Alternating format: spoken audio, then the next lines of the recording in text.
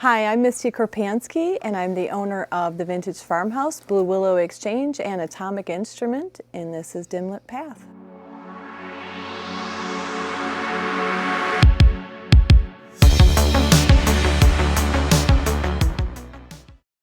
Welcome, Misty. Thank you. Did any of your early years get you into what you're doing now? No, honestly, when I was young, my mom was young when she had me, so I really didn't have a lot of guidance, like going to school and things like that. I couldn't stand school. My family was very poor, so we were like, you know, how kids are. Material things and all that are very important to them. So, you know, we didn't have the nicest clothes. We didn't do sports like a lot of kids would do and stuff like that. So kind of felt a little bit withdrawn from others. I mean, I had friends and a good amount of friends, but I got pulled into wrong crowds and things like that. So I had a really, really tough time in school. It wasn't until like probably 16 that my mom moved away. And so I was kind of, and of course, 16, you don't want to leave your high school friends. So I stayed with my dad, who I'd never lived with before, and it was very challenging. And at that moment, like my mom, she was a good mom. Don't get me wrong, my parents were great parents. They were just young when they had us, so it was very tough. They did what they could, right? Mm-hmm. So, you know, it was kind of like kids raising kids type of thing. So at 16, it was kind of like they didn't know what to do. So, and as an adult, I'm realizing that. Back then, of course, I didn't realize that. But so it wasn't until she left and I moved with my dad that I realized, like, oh, I better get my stuff together here because my, like, feeding line is gone now. And so that's when I kind of stepped up and I made it through high school, which was very difficult. It took me quitting high school. Oh, wow. I quit for a couple months and I was like, I can't, what am I going to do? I can't do this.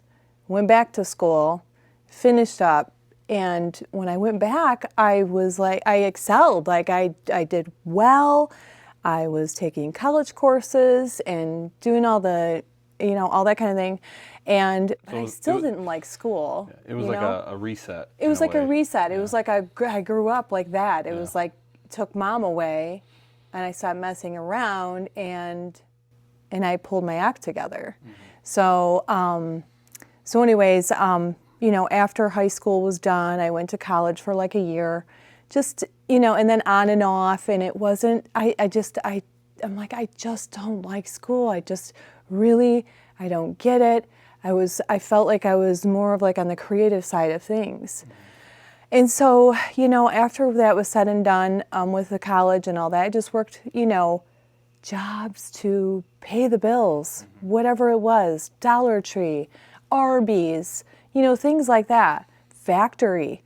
And then I finally, I'm like, I don't like doing that. I'm just trying as a young, now at this point, I'm early 20s, and I'm like trying to figure out what do I like doing? I don't know. Mm-hmm. I have no idea what I'm good at. I don't know what I like. And so it was just like basically making ends meet and struggling the whole time. Well, I ended up, I'm like, you know, I think I'd be better in like an office setting. So I went through a staffing agency. Okay. And I ended up getting a job in Wixom. I was living in Novi at the time. So I moved around too. Like during this whole time, like I was moving around different places. Like I moved to Arizona with friends, came back. It was a lot of chaos. So I ended up getting a position in an office in Wixom, which was really great because it was right next to near my home, which was in Novi, my apartment. And I ended up staying there from the time I was 21 until I was 37. What, 16, 17 years? Uh-huh, wow. Yeah. So, and there was a little short time where I had left, but then I came back. So the company I worked for, what I did was I worked in the office. I kind of wore a lot of hats because it was a really small company, but that is like where I found my like grounding. Like the family were just, I mean, they're amazing people. It's just a small family-owned company. It's called Van F. Belknap. Okay. And so it will make me cry. So my boss, his name was Enrique. And, he had a rough upbringing from Mexico, came here and stuff like that. And I'm Hispanic. I don't know, I just felt like he was like a real big inspiration for me. And he was my only role model, I should say that, because, he taught me like, all the different aspects of my position. Like he held that position before I did. And it was a customer service and kind of technical help. I mean, very minimal technical help, but some stuff it's a tooling company. So there were some things that I could help with. And so, just over the years, he was the one I looked up to for, a lot of different things, like with my position. And then also he's just a real go-getter. Mm-hmm. And I never had anybody like that in my life. He was the only one. Mm-hmm. So, he ran, he's a pretty athletic guy. He plays soccer, like, all the time. But then he started, like, running a lot and stuff like that. So I really looked up to him for that. Like, he ran marathons all over the place. And so I ended up running a half marathon. Haven't made it to marathon. But, so it was just somebody I looked up to. Yeah, it's a good influence, good role model for your life. Yeah, so that's where I was like, okay, I guess this is my, I was planted, like, this is my home. But the problem is that, I was topped out in what I was going to make in that type of a position. Yeah. I know that if they could have paid me more, they probably would have. It's a small little company, so I just, it was really like, but it had benefit. There was other benefits, yeah. Right? And so, after all this time had passed, I'd gone through different relationships, and then I met my husband. Actually, I met my late husband, Norm. I met him when I was young, real young. And we never dated. We had mutual friends, and, but we ended up, started dating when I was 30. And so, I'm working at Belknap, and Norman is an entrepreneur and into audio and stuff like that. So, it worked out for us because with him being an entrepreneur and, working on audio equipment and things like that, he did that. And I had my stable position at Belknap, working in the office and paying some bills and also carrying the insurance and things like that. And then Norman would have his, audio things going on. Well, in that time period, he landed some really good, he had some really good opportunities. He worked for Prince out at Paisley Park, like some different opportunities. I mean, so with him and I being together, we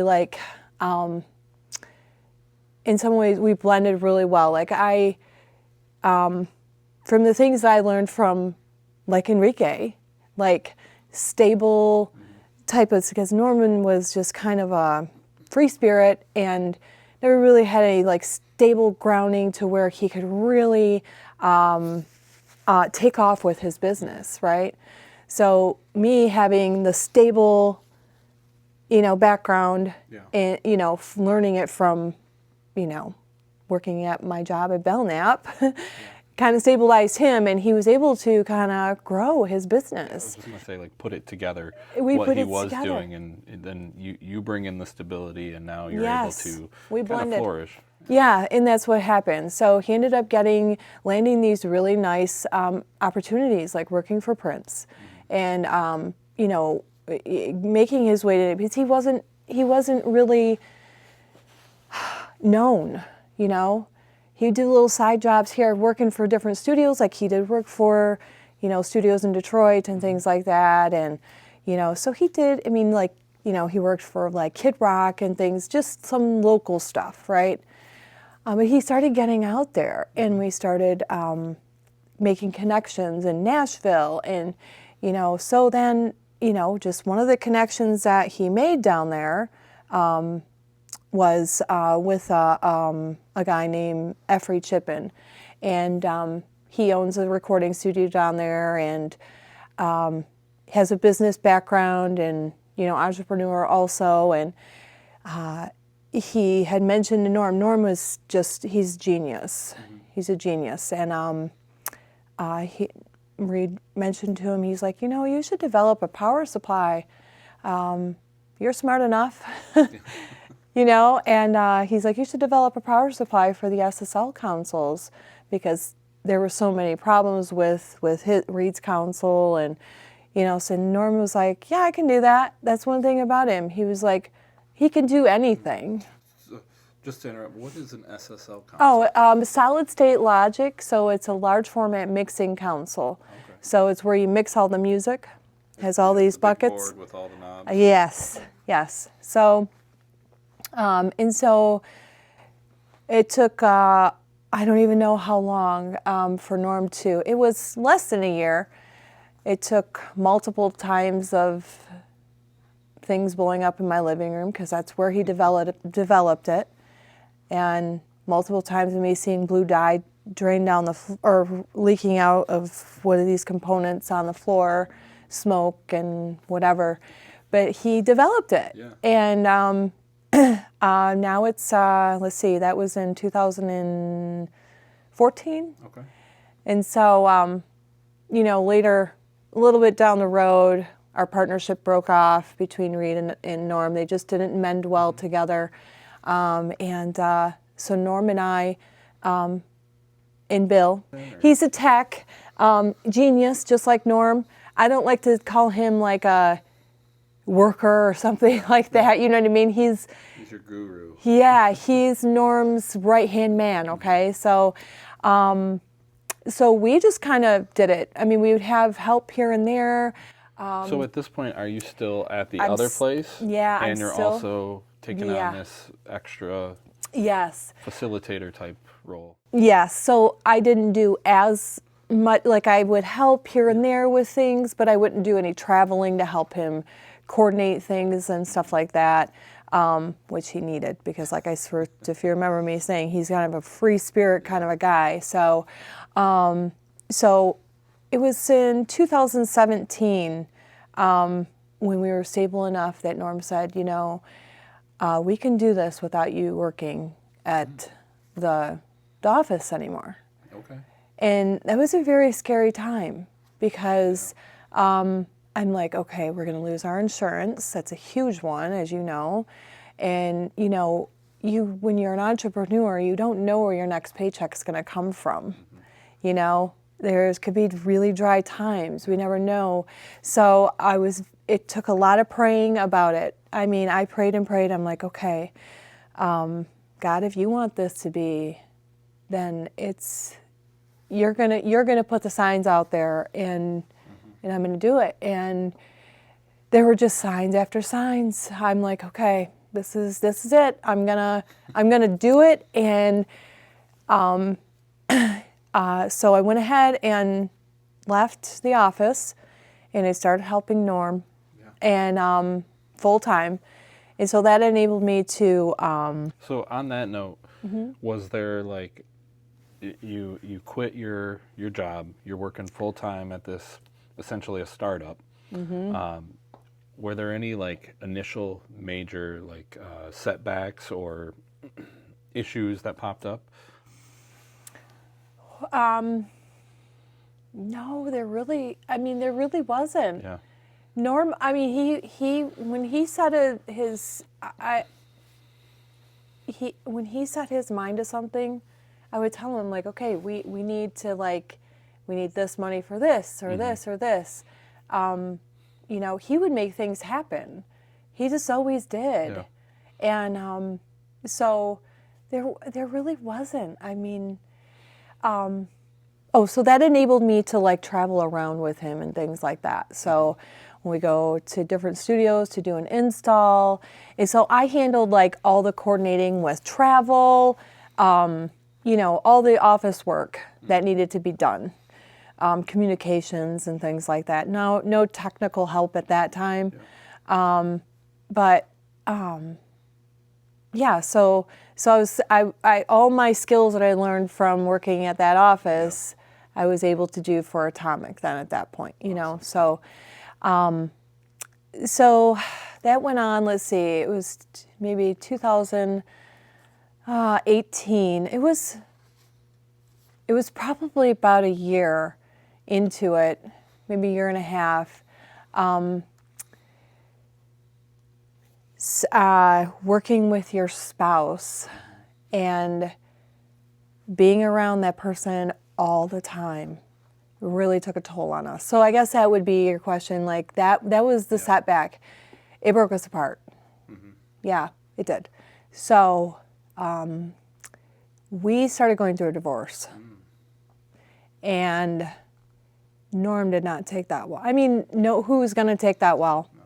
So, especially when you're in business together. Yeah. I mean, and from his end, he had you leave your job and come to work here, and now your stress levels are high because you guys are trying to get something going together. Yeah. And, it was difficult. Yeah. It was very, very difficult. So, Norm ended up moving out of the house, and he actually moved down to Ferndale, and he's working down there, and we're working the business together for the summer. It was the summer of 2019. We're working the business together, and we never even went to any type of mediation or anything like that. He kept pushing it off and pushing it off. I'm like, it's not going to work. Yeah. We are two different people. I am feeling like this is just not for me. I just feel it in my heart that I can't work in this anymore. It was too stressful. Him and I we were just so different, so different. And it became scary. Like, we really didn't have plans for like retirement and the stuff. So that's one thing is like when you're an entrepreneur, you have to have these plans. Like, okay, you have to set these things aside. And we didn't. We were not good with money at all. So that became very stressful. So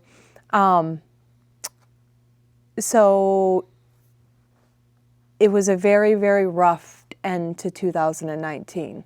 October 8th of 2019, he was found dead. Oh, wow. So, fentanyl poisoning. I'm sorry about that. So, so I knew over the years that he had struggled with medication use.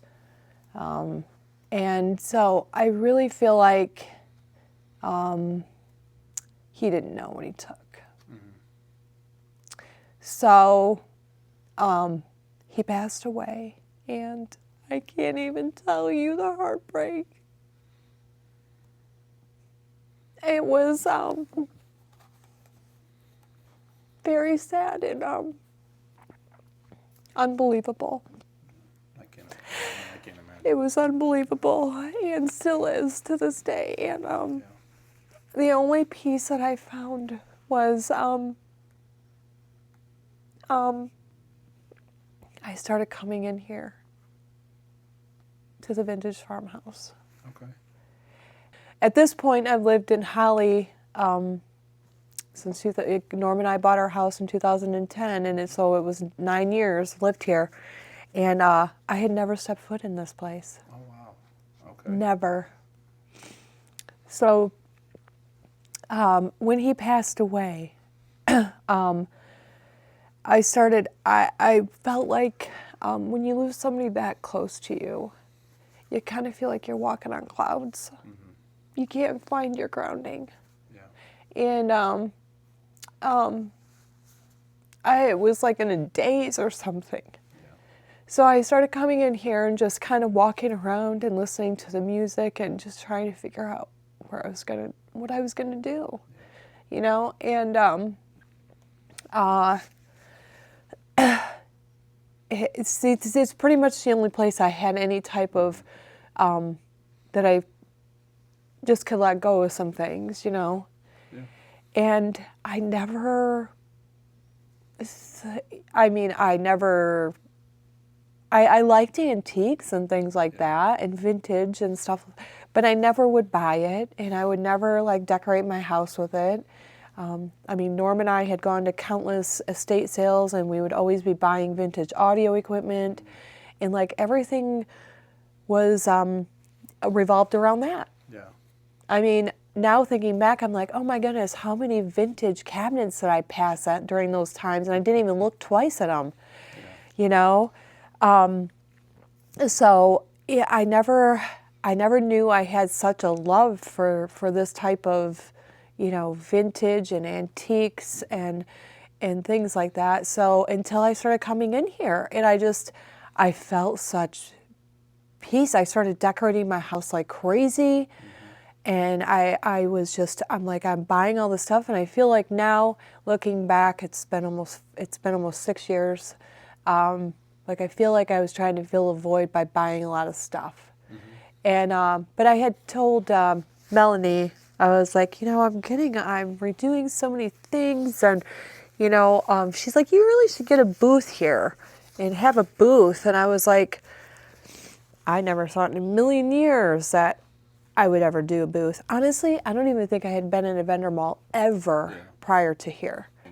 The peace and the feeling of being here is just unreal. I've never felt so much peace, you know? So at some point, something happened there. So and kind of to get back to what you were saying was, your husband had passed. Yeah. You were working full time at this atomic instrument company. And I continued on with it. Yep. That was one of the things that when coming in here, it's like, I don't know what I'm going to do with atomic. Like, I have Bill's dependent on this income. He'd been with us for 10 years. Even before atomic, he worked with Norm side by side doing things. And what was I going to do? Just tell him he doesn't have a job anymore?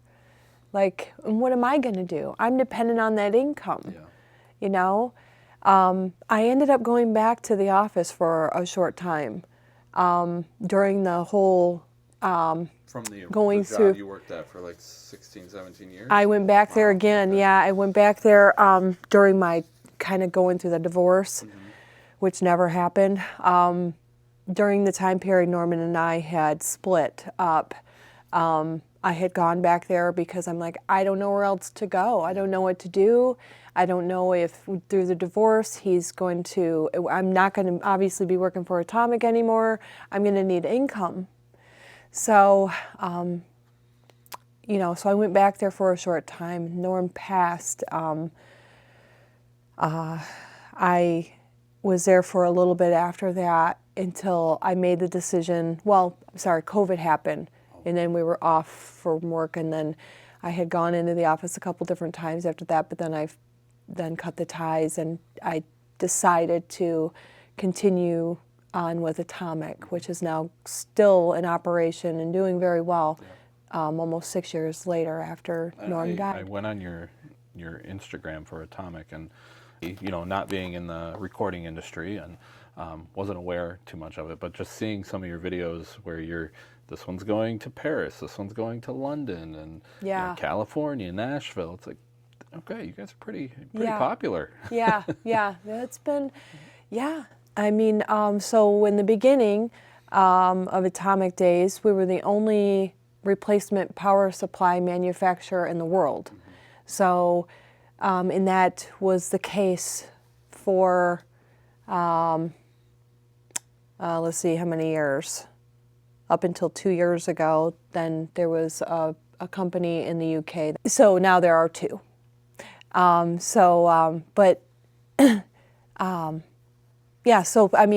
was able to keep his job. He's still going strong. He just got back from Nashville this weekend. After Norm died, I started dating Kevin, and then he's now my husband, and he has 4 kids. So it gave me time to help with them and him, and you know, all this stuff. So, it was about, 2020 is when I ended up getting my booth here at the Vintage Farmhouse. And I had the booth until, well, I still do, obviously, but I think it was early 2022. I was working in my booth one day here at the Vintage Farmhouse, and I'm like, I just love this so much, I would really want to have a store like this someday of my own. Like I'm still buying like crazy, which I feel like still is like something trying to fill Norm's place. I'm like getting storage units and I have all this stuff and I'm like, I just really need to have a store. I love decorating. Like I never knew that was in me ever until I was, when all this took place, how old was I? I was 43 and 42. And like it took me that long to figure out what I like to do. Like all these traumatic things and working all these odd jobs and, so much of my life had passed by and it took me that long to figure out. I just thank God that I was able to, because there's so many people that don't, ever figure out what they love doing. It was like, your career you had was instilling, these aspects of what you are now. Yes, absolutely. This particular. Yeah. So and Melanie happened to come by the booth, as I'm working, and I'm like, if you would ever want to sell this place, I'd really be interested. And I can't remember the exact words, because honestly, I can't believe I was saying that to her anyways. And, but when I did, I was like, that's never going to happen. That's never going to, thinking in the back of my head, I'm like, that's never going to be possible, And I don't know how much longer. It was the same day. I can't remember if I was still here. I was just going to ask, how was it within a week or something? It was the same day. That would be a quick thing. It was the same. It was the same day, and I'm trying to recap like what exactly happened. Like she wasn't ready really to sell, I don't think, but I think she thought about it for a little bit, and she came back and she's like, well, we could, if you're serious, we could start talking about it, and initially it was like they weren't going to be ready until that following year. They wanted to wait till the year was done. And then I had some things going. It was in May of 2022. And I had a trip to LA to make for Atomic. I had a trade show out there. And so, I had some busy times coming up and everything. And Kevin and I weren't married yet, but we were engaged. And so I'm like, well, I really, I have to talk this over with my fiance and stuff like that. And, so Kevin and I, he went out there with me to go out to LA with me, help me with the trade show and stuff. And we discussed it. And then when we got back, we had a trip to the UP to make, and we're like, let's pray about this some more. We just really need to pray hard about this because this is a huge commitment. And there were just all the signs. We'd wake up the next day and we would start talking about it, and the feeling that we got. Kevin, he would always complain about me buying stuff for my booth, and then now here he is talking with me about buying the places. And by the way, it was a package deal between, Vintage Farmhouse and Blue Willow Exchange, because they sold one. I was going to ask if that was like if they were together or if that was a later edition that you bought on after. So it was both of them at the same time. And so, Kevin's not an entrepreneur in any way, shape, or form. He's an engineer, and, so he's got that engineer mind, but that worked in some areas. He's very great with numbers, so I'm like, okay, he could take care of the books. He could do this in the background, and I can do the buying and decorating and, management and things like that from, what I've learned in the past from my other, my office job, stemming from my office job, so it was in June after we got back from our trip from the UP, that we made the decision, and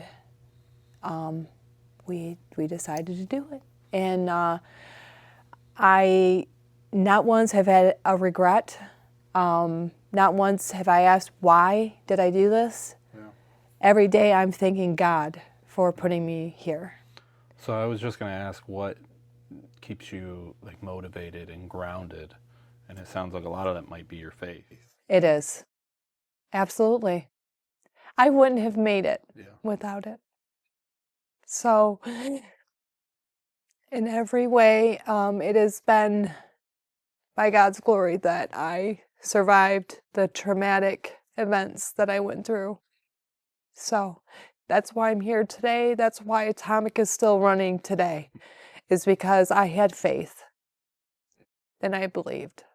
So that's what gets me through every day, is just when there's hard days, because when you walk in, it looks all pretty, and well, at least I hope it looks all pretty.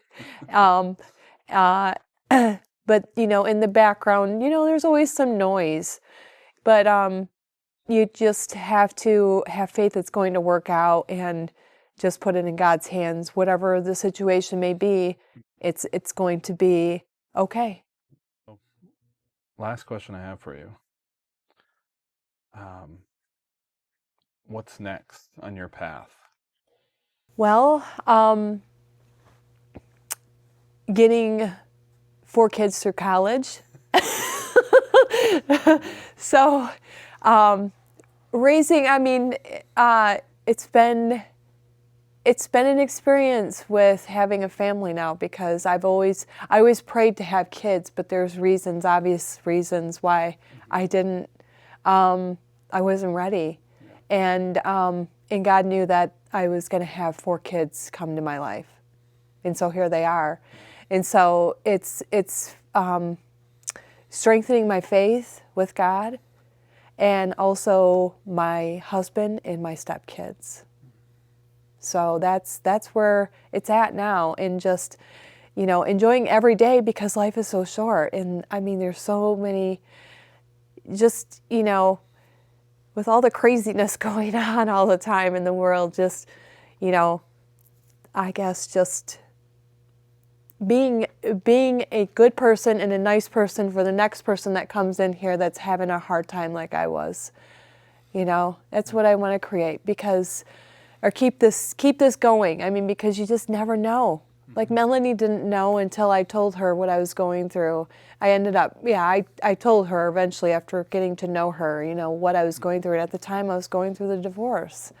And so, I always want to help somebody else out, and show them that it's, create a peaceful place here that somebody can come to.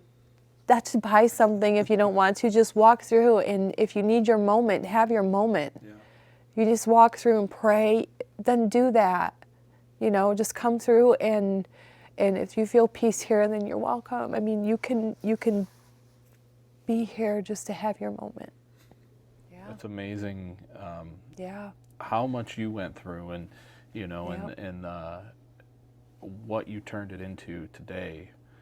And it also it gives hope for a lot of those, and that's kind of like with my idea behind this podcast, is trying to share those stories that you don't necessarily you hear about. You hear about the people who become CEOs and now they're rich and famous, and you hear about all of this life that they're living. But you never hear about the people next door to you, and you never realize how deep their stories are. Like I mentioned, I didn't even know you owned another business outside of the antique stores until 2 days ago, and that's a pretty well-known, business within the recording industry. It's from what I'm seeing and hearing. So it definitely is very interesting to hear a lot of these stories, and I'm hoping that it just continues to grow and flourish, and we can continue to share them. Thank you for sitting down. Yeah, it was Sorry a I made joy. you so emotional. No, it's okay. I cry, and so my stepdaughter Kyla, 14, can attest to actually all three of them, the little ones, and my older son too. They've all seen me do it. Even opening a card, they're like, "Oh no, Misty's gonna cry. Are you gonna?" Is she, yes. Oh yeah, drop of a dime, anything. I mean, and so they'll look at me as soon as something like they think is like that I'll cry at. They immediately turn and look to see if I'm crying. What another amazing story, this time from Misty. Proof that every path is unique and every journey matters. Until next time, keep moving forward, writing your own story. For some more personal sharing from Misty, please stay tuned for some additional content. Also, don't forget to like and subscribe. Thanks for listening. So, I didn't add this in there, but Norman and I, when we first started dating, like I said, he used pills, like pain pills, but he also drank. And I started drinking with him heavily.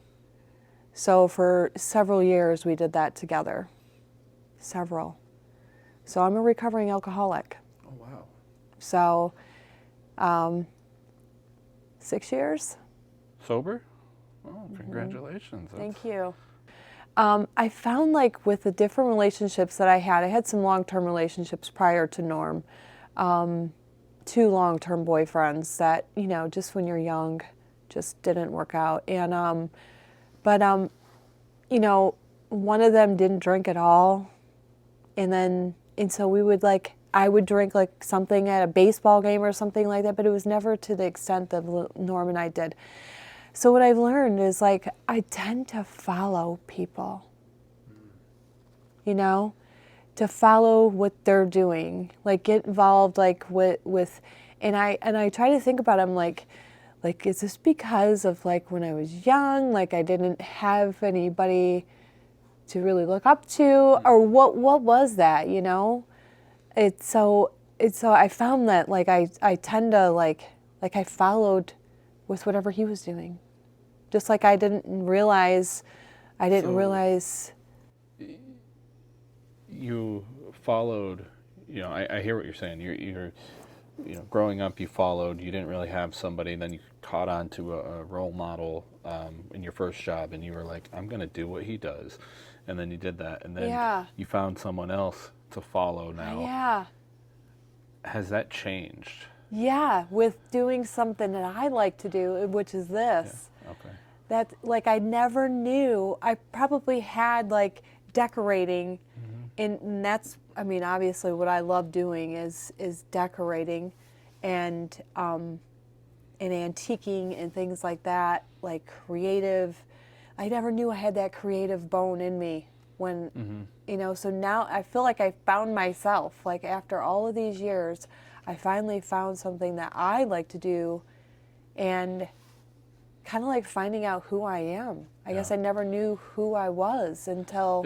I think I recall at the start of this you said you weren't creative, and like when you were younger and in high school, and I felt like I was more of the creative side. Oh, is that okay? And not more on the arithmetic side of things. Okay. I didn't feel like that was me. I was more of like, I really enjoy music. My dad's a musician. Like my whole dad's side of the family are musicians. I'm not. I mean, if I sat down and I really probably, I've never really tried, honestly, but I probably could do something, I mean, I just have always at least you been... can say you're in the music industry, right? Yeah. Yeah. But like I feel like I've got more of like the creative side of, in not so much of the arithmetic and like, although I did love history in high school, and so I guess maybe that's where the antiquing comes in. I'm really mesmerized by like, the age of things. And so in essence, you really had a dim lit path. I mean, you loved history when you were younger. Yeah. You were creative when you were younger. Yeah. You loved music when you were, throughout your life you've loved music, but to have all of those pieces now be what you're doing is It's who I am today. There were a lot of little things, and you found peace in an antique store, and now you own it. Yep. Yeah, wow. It's kind of wild how things evolve like that, but it's just, it goes right back to having faith.